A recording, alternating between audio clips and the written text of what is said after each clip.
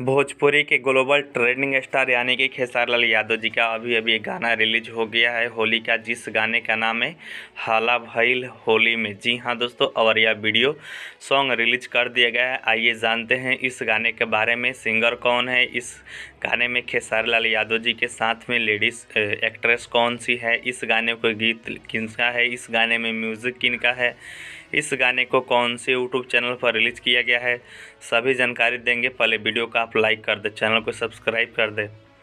Song का नाम है हल्ला भइल होली में, सिंगर है खेसारी लाल यादव जी। ठीक है, खेसारी लाल यादव जी के साथ में है आस्था सिंह जी, गीत लिखे हैं पवन पांडे और सूरज सिंह जी, म्यूजिक दिए हैं दीपक दिलकश जी।